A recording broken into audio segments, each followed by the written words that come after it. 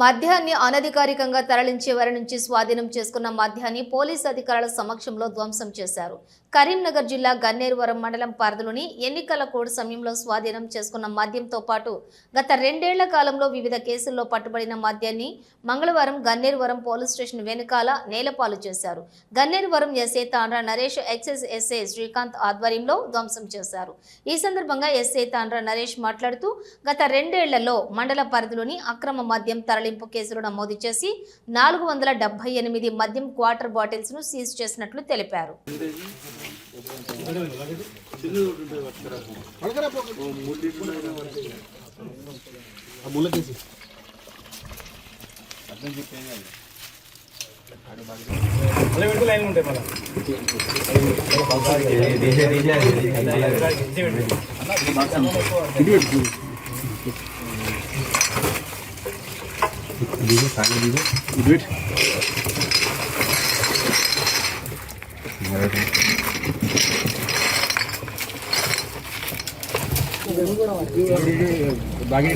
దింపు